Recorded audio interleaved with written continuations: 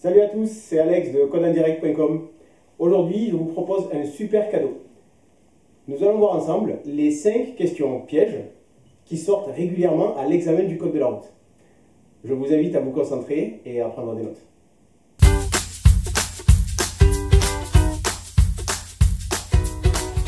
Pour la première question, la personne est en train de faire une vidange de l'huile moteur. On fait la vidange de l'huile, on met tout dans un bac et ensuite cette huile qui est usagée, nous devons la jeter. La question de l'examen, est-ce que je vais jeter mon huile usagée dans la poubelle, à la déchetterie, ou est-ce que je vais plutôt jeter mon huile usagée dans les égouts? La question semble assez facile une fois qu'on a vu les 3 réponses, mais le jour de l'examen, on a tendance à être surpris par la question. Et puis, avec la pression, on a tendance à répondre un peu n'importe quoi. Soyez très clairs, c'est directement à la déchetterie. On ne jette pas les huiles usagées ni à la poubelle, ni dans les égouts. Rappelez-vous bien, c'est directement à la déchetterie. On passe à la question suivante. Pour conduire une voiture, mon acuité visuelle doit être au moins de... La bonne réponse est 5 dixièmes. Le jour de l'examen, on va peut-être vous demander mon acuité visuelle devra être de combien et on va vous donner plusieurs réponses. 5 dixièmes, 6 dixièmes, 10 dixièmes. Le minimum pour les 2 yeux, c'est 5 dixièmes. Donc à retenir et une fois que vous avez fait l'erreur, normalement, vous ne vous trompez plus. On passe à la suivante.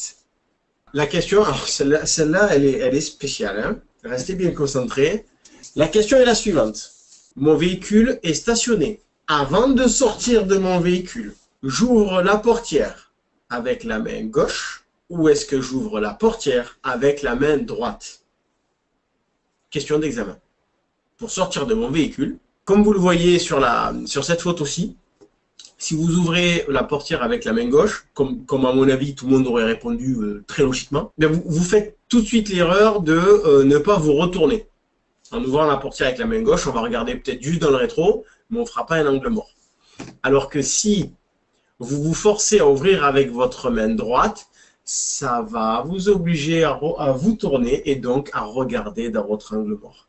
Alors, pour cette question-là, est-ce que je dois ouvrir ma portière pour plus de précaution avec la main gauche ou la main droite? Vous mettez la main droite. Donc, j'ouvre la portière avec la main droite. À retenir pour l'examen. Ensuite, celle-là, elle est farfelue. On vous demande le jour de l'examen, vous êtes en voiture en plein mouvement. Donc, vous êtes en train de rouler. Votre enfant, qui est attaché côté passager, dos à la route, est en train de vomir. La question, la première, est-ce que je peux enlever ma ceinture de sécurité, oui ou non? Donc, tout de suite, vous répondez non. On ne peut en aucun cas enlever la ceinture pendant qu'on est en conduite, pendant qu'on roule, quand le véhicule est en mouvement. Derrière ça, il y a une sous-question. Est-ce que je peux utiliser la bande d'arrêt d'urgence à droite? La réponse, c'est oui. Je peux utiliser la bande d'arrêt d'urgence si mon passager est malade. C'est une petite exception à la règle qu'il faut connaître, à retenir. On passe à la dernière. Alors, c'est une question sur le verrouillage des portières arrière, qu'on appelle aussi sécurité enfant. La question est la suivante. Est-ce que le verrouillage de la portière gauche, donc le verrouillage de la sécurité enfant, de la portière arrière gauche, ferme automatiquement celle de la droite? Oui ou non? Ça, c'est vraiment le genre de question hyper technique. Si vous n'avez pas la réponse avant de passer votre examen, vous avez une chance sur 2 de vous, enfin presque 2 chances sur 2 de vous planter.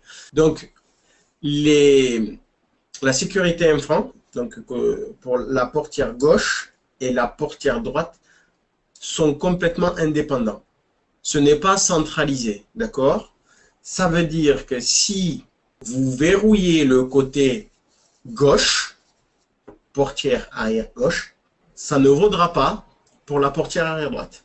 Il faudra manuellement revenir verrouiller la droite. La sécurité enfant pour les passagers arrière se verrouille manuellement. Ce verrouillage manuel est indépendant pour le côté gauche et le côté droit. D'accord? Ce n'est pas en fermant un côté que les deux se verrouillent.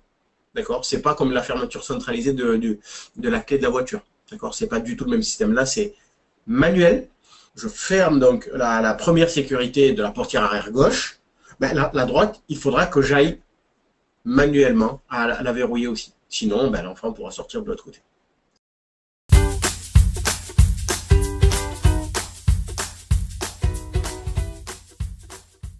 Voilà, c'est fini pour cette capsule. Vous avez aimé la vidéo? Vous voulez avoir accès à plus de contenu, mieux vous former, maximiser vos chances de réussir à l'examen du code? Alors rendez-vous sur le site www.codeandirect.com.